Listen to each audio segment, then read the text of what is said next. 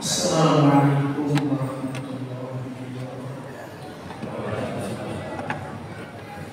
Alhamdulillahirabbil alamin. Wa bihi nasta'inu ala umuri dunya waddin. Wassalatu wassalamu ala asyrafil anbiya'i wal mursalin wa ala alihi wa sahbihi ajma'in. A'udzu billahi minasy syaithanir rajim. Ya ayyuhalladzina amanu ittaqullaha haqqa tuqatih wa la tamutunna illa wa antum muslimun. Ya ayyuhan nas ittaqu rabbakum alladzi khalaqakum min nafsin wahidah wa khalaqa minha zawjaha wa batha minhuma rijalan كثيرا ونساء واتقوا الله الذي تساءلون به والأرحام إن الله كان عليكم رقيبا. يا أيها الذين آمنوا اتقوا الله وقولوا قولا سديدا يصلح لكم أعمالكم ويغفر لكم ذنوبكم ومن يطع الله ورسوله فقد فاز فوزا عظيما. Bapak Ibu jemaah salat Isya dan tarawih yang dirahmati Allah, kita panjatkan syukur kehadirat Allah Subhanahu wa Ta'ala dan salawat salam kita sampaikan kepada Nabi Muhammad sallallahu alaihi wasallam. Bapak Ibu yang dirahmati Allah, alhamdulillah kita telah menjalani puasa hari pertama di tahun 1444 Hijriah. Mudah-mudahan amal ibadah kita di hari pertama sampai dengan malam hari ini diterima oleh Allah Subhanahu wa Ta'ala. Tidak lupa kita doakan saudara-saudara kita yang sakit, yang dengan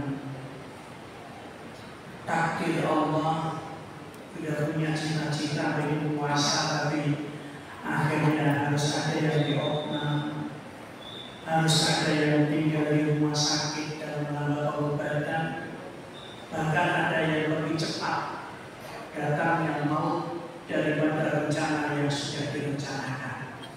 Mudah-mudahan Allah ampuni dosa dan Allah rahmati. Bapak Ibu yang dirahmati Allah, sebagaimana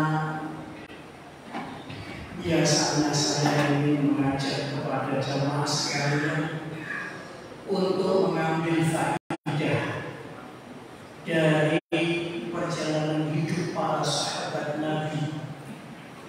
Apalagi banyak di antara kita, bahkan generasi kita yang sudah tidak lagi mengenal siapa-siapa sahabat Nabi. Di samping memang ada sahabat Nabi yang familiar namanya kita dengar, tapi ada sahabat Nabi yang memang tidak dikenal namanya. Bahkan di dalam beberapa riwayat memang tidak disebutkan, tapi diyakini itu sebagai sahabat Nabi. Pada kesempatan malam hari ini saya ingin menyampaikan bahwasanya Nabi senantiasa menghidupkan sholat jamaah di masjid, tentu bersama para sahabatnya, sehingga kebersamaan itu persis seperti kebersamaan kita melaksanakan sholat Isya dan tarawih malam ini. Semuanya hadir, hanya yang membedakan ketika Nabi mengajak jamaah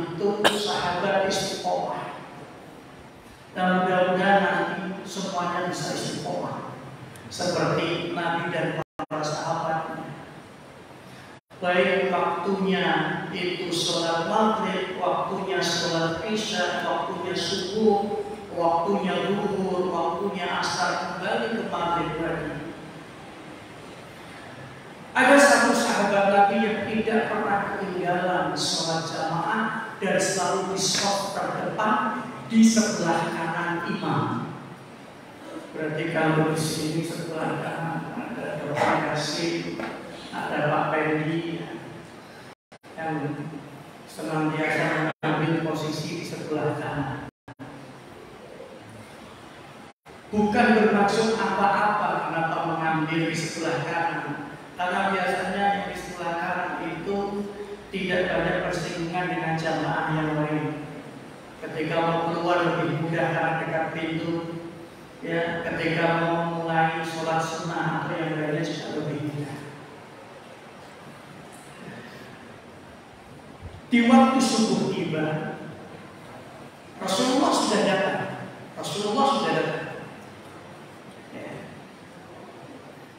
Ketika Rasulullah datang, ada qomat ini mau dikumandangkan. Tapi Rasulullah sempat mencegah, jangan qomat dulu. Padahal Rasulullah sudah datang.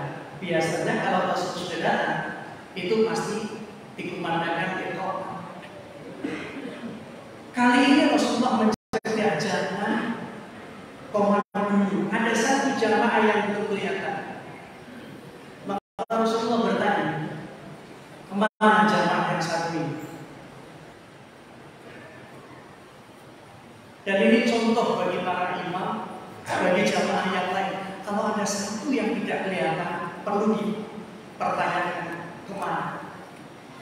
Sampai akhirnya para sahabat saling bertanya, kamu tahu nggak kabarnya dia bagaimana?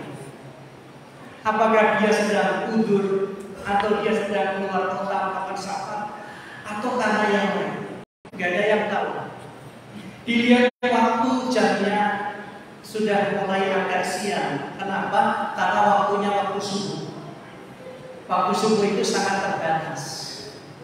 Akhirnya Rasulullah memutuskan, ya sudah, qomat, kita sholat jamaah seperti biasanya, dan satu jamaah yang kurang. Kemudian Rasulullah SAW selesai melaksanakan sholat subuh berjamaah dengan sahabat yang lain. Selesai zikir, Rasulullah bertanya, ada nggak yang tahu rumahnya? Apa di Manunggal, apa di Patriot gitu ya Pak Jamal? Tolong cari informasi rumahnya di mana, kemudian sama-sama kita kunjungi. Akhirnya ada satu sahabat yang tahu informasi rumahnya, yang kemudian menunjukkan kepada Rasulullah, ya Rasulullah, mari saya antar. Rumahnya dekat ya Rasulullah. Rasulullah menurut. Kemudian bersama sahabat yang memimpin untuk mengunjungi rumahnya untuk melakukan perjalanan menuju rumah sahabat yang aksen sholat subuh. Apa yang terjadi? Rasulullah merasakan sesuatu yang beda. Katanya ini rumahnya dekat, tapi dilihat jam, perjalanan 1 jam juga belum sampai. Sampai di fase kedua dilihat 2 jam belum sampai. Akhirnya setelah 3 jam baru sampai Pak Jamal. Jarak masjid dengan rumahnya kalau ditempuh perjalanan itu 3 jam. Waktu itu belum ada kendaraan seperti sekarang. Apakah motor, apakah mobil, apakah sepeda listrik, belum ada. Dia tempuh perjalanan 3 jam itu bukan dengan unta dan juga dengan kuda, bukan juga dengan keledai, tapi dengan jalan kaki demi mendapatkan sholat jamaah. Dan tidak pernah ketinggalan takbiratul ihram. Tidak pernah ketinggalan takbiratul ihram. Akhirnya Rasulullah bersama sahabat sampai di rumahnya. Ketika sampai di rumahnya, sahabat yang pertama yang mengutuk salam kepada keluarganya, apa benar kemudian ditemui oleh sanak familinya termasuk istrinya, dijelaskan bahwa ini adalah rumah yang bersangkutan. Maka di situ kemudian sahabat memperkenalkan bahwa bersama kami ada Rasulullah. Rasulullah ingin tahu beritanya, kenapa si fulan ini tidak jamaah sholat subuh. Maka kemudian istrinya menceritakan, ya Rasulullah, yang bersangkutan sudah meninggal.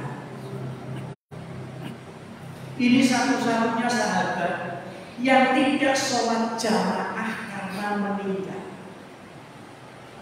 Artinya sepanjang hidupnya dia tidak pernah ketinggalan sholat jamaah. Mendengar itu Rasulullah menyampaikan, inna lillahi wa inna ilaihi raji'un. Lantas Rasulullah kemudian bertanya kepada keluarganya, apakah yang bersangkutan sebelum meninggal mempunyai wasiat atau pesan-pesan? Dijawab, tidak ya Rasulullah. Tidak ada pesan apa-apa. Meninggal sebagaimana meninggalnya orang secara umum. Ada proses nazar, ada proses sakarat, ada proses gorgor di mana kerongkongan itu berbunyi saat mengambil nafas dengan berat. Rasulullah kembali bertanya untuk yang ketiga kalinya, apa ada wasiat yang disampaikan? Tidak ada ya Rasulullah. Tapi dia sempat mengigau.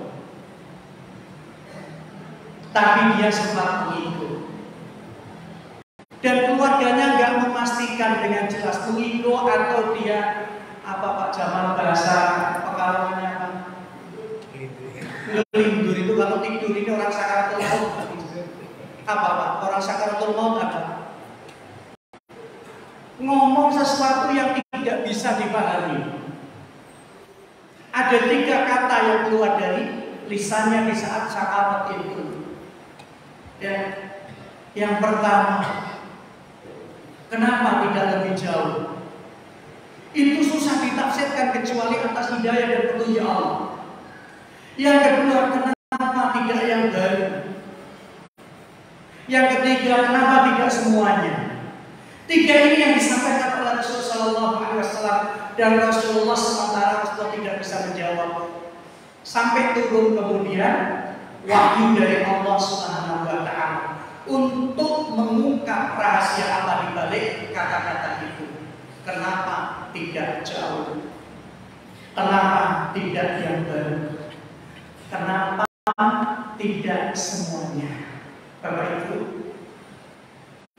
setelah Rasulullah mendapatkan petunjuk dari Allah Subhanahu wa Ta'ala, maka Rasulullah kemudian memberitahukan kepada keluarga dengan penuh khidmat. Rasulullah menyampaikan secara bijak, Bapak Ibu, yang bersangkutan ketika mengatakan ya dalam proses nazar sakaratnya itu dengan kata-kata kenapa tidak lebih jauh, karena dia ditunjukkan betapa besar amal yang dia lakukan selama ini, besar pahalanya, karena dia untuk mendapatkan sholat jamaah menempuh waktu 3 jam perjalanan. Dia tahu besarnya pahala sholat jamaah dan jauhnya jarak yang ditempuh, maka dia ingin, kenapa rumah saya tidak lebih jauh daripada masjid itu? Beda dengan sekarang. Minta yang lebih dekat, makin dekat pun dengan Anda tidak berangkat. Beda sekali.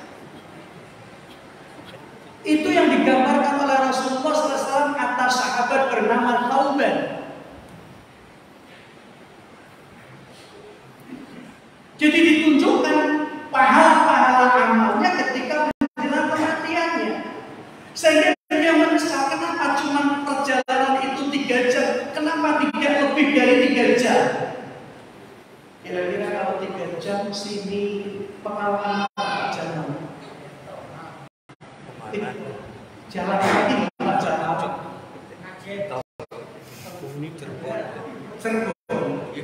Jalan kaki Pak Des jalan kaki. Pak dokter jalan kaki. Kalau Pak dokter kan mobilnya ada. Masya Allah.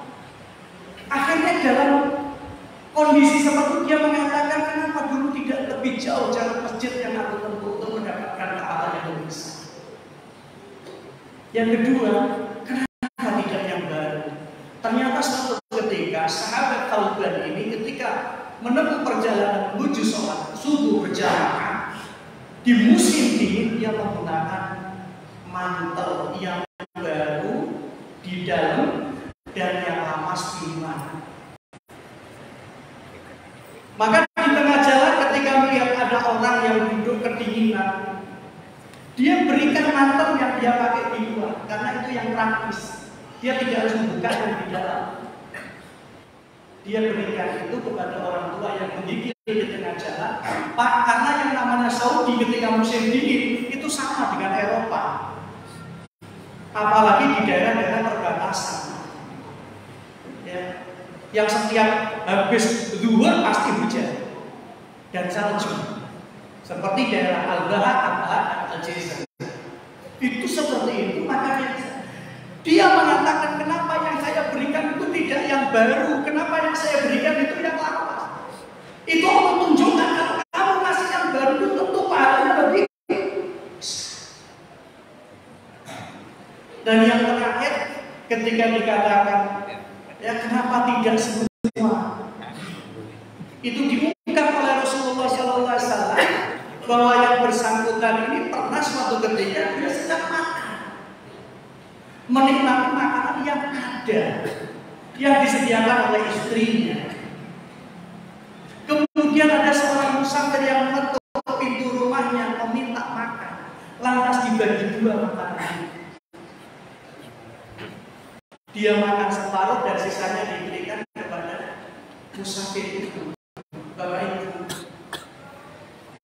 saat kematiannya ditunjukkan oleh Allah, kalau diberikan semuanya pahala lebih besar daripada memberikan yang separuh itu. Mendengar itu sahabat meleleh semua. Sahabat meleleh. Inilah faedah yang luar biasa. Ramadan ini baru hari pertama, Pak. Kalau kita masih separuh-separuh dalam beramal, nanti kita akan menyesal. Sebagaimana penyesalan sahabat tahu kan? Kenapa? Nanti ditunjukkan kalau itu tunjukkannya menjelang kematian kita.